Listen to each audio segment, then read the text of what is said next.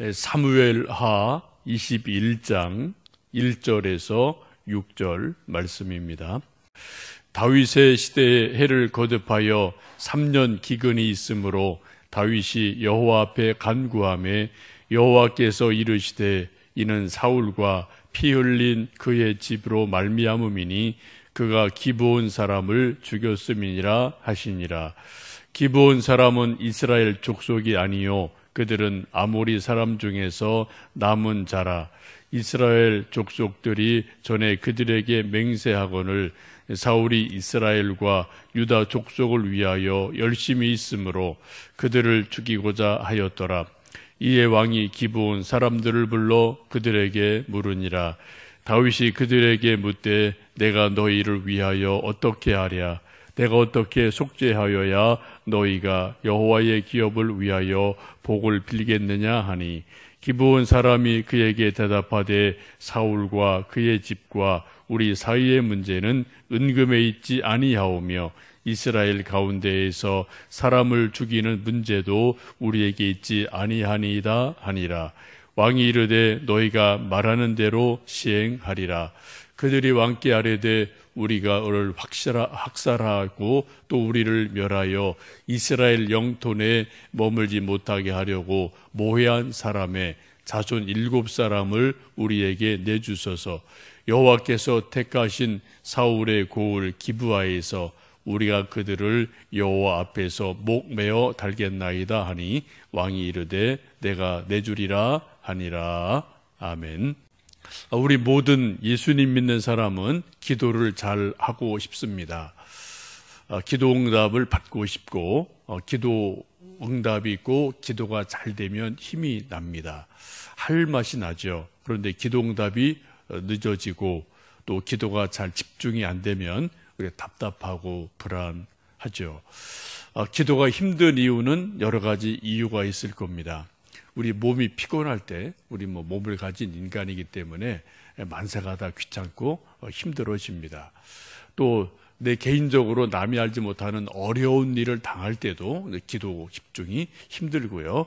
또 근심 걱정이 많아도 산만해져서 기도 잘하기가 힘들어지죠. 오늘은 믿음의 큰 선배인 다윗이 기도를 하나님 앞에 드리는데 기도 응답이 되지 않는 것에 대해서 말씀합니다.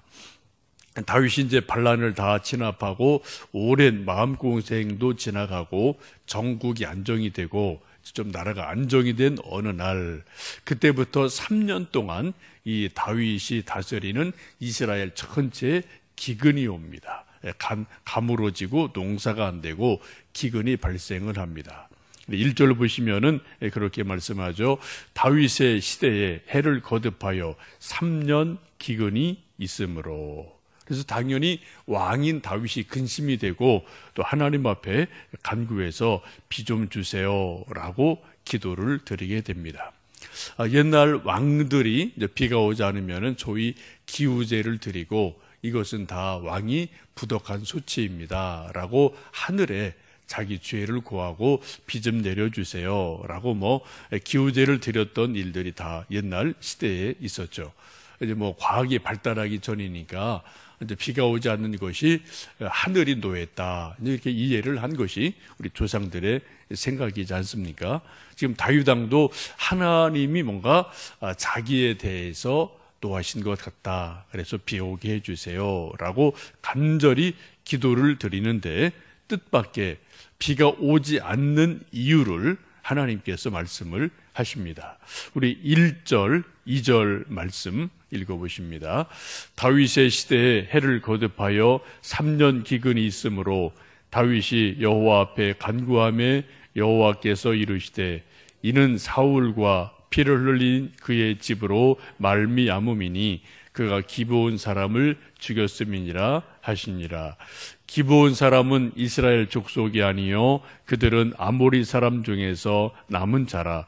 이스라엘 족속들이 전에 그들에게 맹세하였거늘 사울이 이스라엘과 유다 족속을 위하여 열심히 있으므로 그들을 죽이고자 하였더라. 이에 왕이 기브온 사람을 불러 그들에게 물으니라. 지금 이 문제를 좀 이해하려면 역사를 거슬러 올라가야 되고 이스라엘의 역사를 공부하고 이해해야지만 요 구절이 해석이 되는 그러한 부분입니다. 다윗은 이 일을 알지 못해요. 사실은 이 일에 대해서 다윗은 책임이 없습니다. 근데 그 전 왕 사울 왕이 기브온 족속을 죽였다라고 하나님이 분명히 말씀을 하십니다. 비가 오지 않는 것, 3년간 기근이 든 것은 다윗이 잘못한 것이 아니고요. 다윗이 정치 잘못한 것도 아니고 다윗이 죄를 진 것도 아닙니다. 그 전 왕 사울 왕의 범죄 때문에 그 다음 세대인 다윗 시대에 3년 기근이 들렸다라고 말씀합니다. 그 이유가 뭡니까? 이는 사울과 피를 흘린 그의 집으로 말미암음이니 그가 기브온 사람을 죽였음이니라 라고 하나님께서 다윗에게 답을 주시게 됩니다. 이 사울 왕이 기브온을 족속을 언제 어떻게 몇 명이나 죽였는지 성경에 자세한 기록은 없어요. 그러나 지금 하나님께서 말씀하시고 또 기브온 족속들이 그것을 기억을 하고 있습니다. 자기 조상들이 사울 왕 때 학살을 당했다. 이것을 기억을 합니다. 이 사울 왕이 기브온 족속을 죽인 이유를 2절에 보시면 그렇게 말씀하죠. 사울 왕이 이스라엘과 유다 족속을 위하여 열심히 있으므로 그들을 죽였다라고 말씀해요. 곧 사울 왕이 이스라엘 민족을 사랑하는 민족주의, 민족애가 지나치니까 이 이방인인 기브온 족속을 죽였다는 거죠. 피가 다르다는 이유로 죽인 것이 사울 왕 때 있었습니다. 그것을 또 거슬러 올라가면은 여호수아 9장으로 거슬러 올라가야 되는데 이 다윗으로부터 약 400~500년 전 아주 까마득한 그 이전의 일입니다.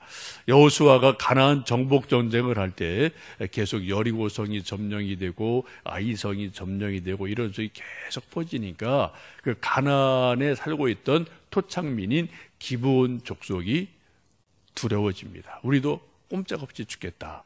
그래서 기브온 족속의 지도자들이 회의를 해서 우리가 가서 거짓으로 항복을 해서 우리가 좀 살아남자. 그게 꾀를 내죠. 그래서 사실은 가까운 한 3~4일 거리밖에 되지 않는 가까운 데에 있는 족속인데 근데 그들이 여호수아를 만날 때 아주 다 떨어진 옷, 또 다 떨어진 샌들 신발, 또 포도주 가죽도 다 너덜너덜한 것, 그리고 또 떡도 곰팡이 실은 것 이런 것을 가지고 와서 여호수아를 만나면서 우리가 하나님께서 여호수아와 이스라엘 백성들에게 이 땅 주셨다는 것 들었습니다. 다 이런 나라가 다 망했습니다. 우리는 아주 멀리서 왔는데 우리는 당신들과 화친하고 싶습니다. 우리 싸울 의사 없습니다. 우리 항복하니 받아주세요 라고 말을 하죠. 여호수아와 지파 지도자들이 그들이 말하는 떡을 보고 또 너덜너덜한 옷과 신발을 보고 또 포도주 가죽 부대를 보고 이 사람들이 정말 멀리서 왔구나 이런 꾀에 살짝 속아 넘어가죠. 그래서 평화 조약을 맺고 그들을 받아들이고 그리고 장작을 패고 물 깃는 그러한 종으로 삼는 일이 여호수아 때 있습니다. 근데 그때 약속하기를 하나님의 이름으로 맹세를 하고 서로 약속을 하죠. 절대로 기브온 족속은 죽이지 않는다. 대신 우리들에게 종이 돼서 장작 패고 물 깃는 허드렛 일, 소위 3D 일을 하는 그러한 종이 된다. 이제 그러한 조약을 맺게 됩니다. 이것이 수백 년간 지나가서 이제 사울 왕이 되었을 때 사울 왕이 이것을 어기고 하여튼 민족주의 때문에 기브온 족속을 죽이는 일이 일어나요. 다윗은 이걸 모르는 일이죠. 근데 이것이 아주 오랜 세월이 지나서 다윗 시대에 와서 3년 기근의 원인이 된다라고 하나님께서 분명하게 말씀을 하고 있습니다. 그래서 이제 다윗이 새로운 왕이 되었으니 이 문제를 해결해라 라고 말씀을 합니다. 3절에 그렇게 말씀합니다. 이런 것을 알게 된 다윗이 그들에게 이렇게 묻죠.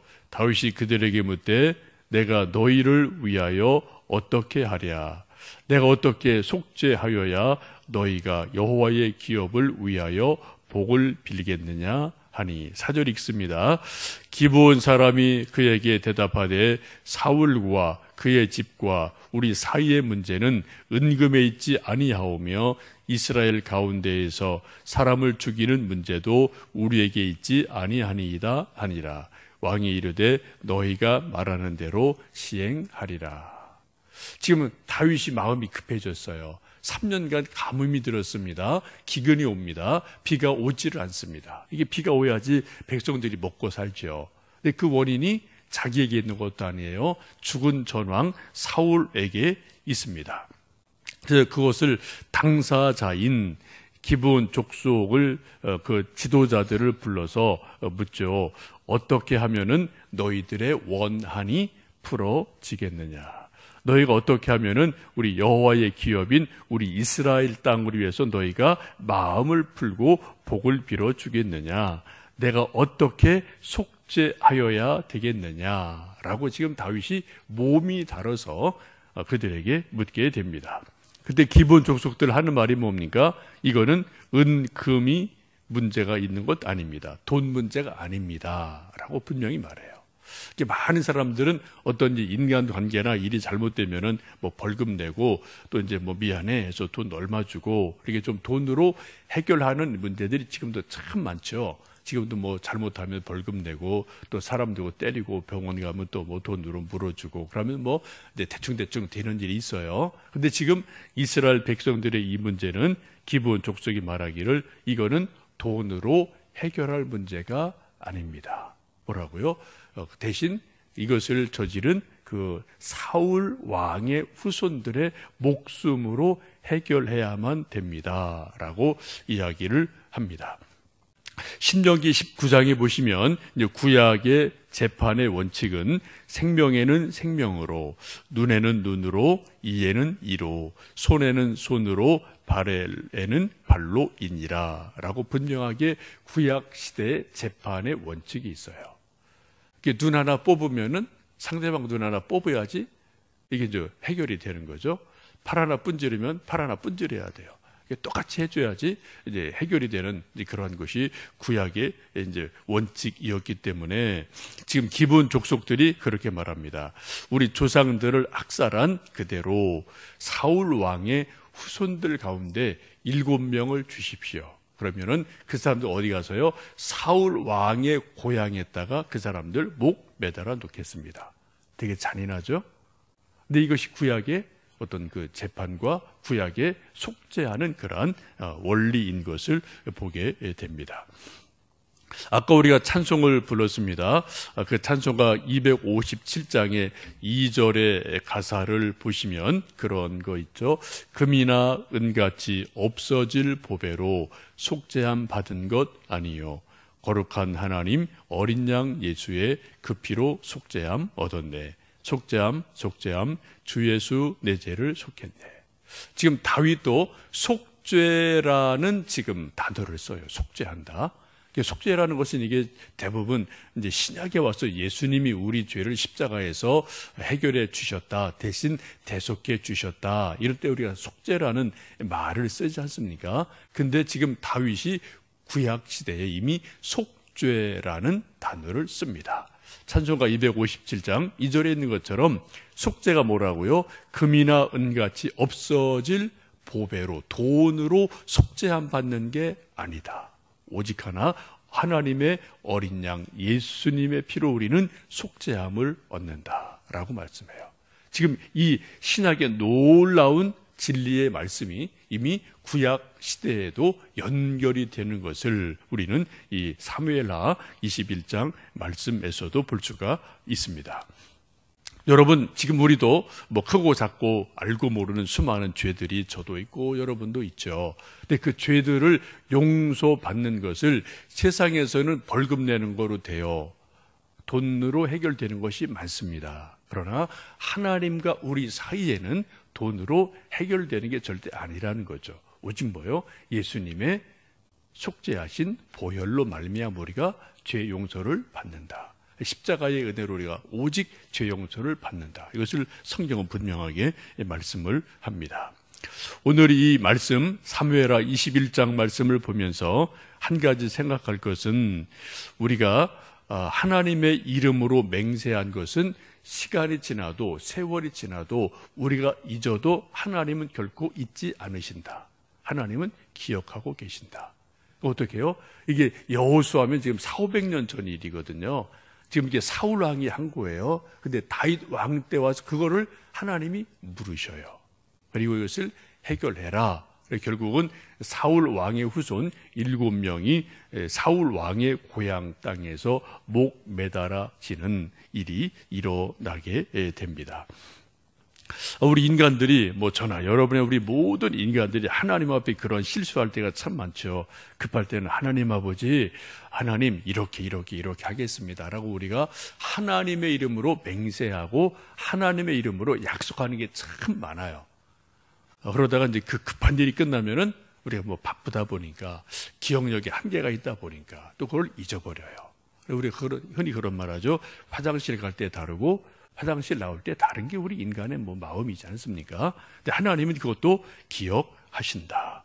그래서 혹시 우리 인생의 문제가 어려움이 있을 때 혹시 내가 하나님 앞에 약속한 것, 하나님 앞에 서원한 것, 하나님께 약속한 것을 내가 지키지 못한 것이 있진 않나 라는 것을 생각해 보고 혹 그런 것이 생각이 난다면 우리 하나님 앞에 그것을 풀어드릴 때 지금 그런 문제들이 또 해결되는 일을 우리 이 말씀 속에서 보게 됩니다. 오늘 이 아침 기도하시면서 하나님 앞에 우리가 지나간 세월 속에 하나님 앞에 하나님의 이름으로 약속한 것 혹 내가 잘 지키는지 또 그런 믿음으로 살고 있는지를 생각하시면서 하나님과 나의 사이에 신실한 믿음의 관계가 이어져서 하나님 앞에 옳다 인정함 받으시는 저와 여러분 우리 모두 되기를 주님의 이름으로 축복합니다. 함께 기도하겠습니다.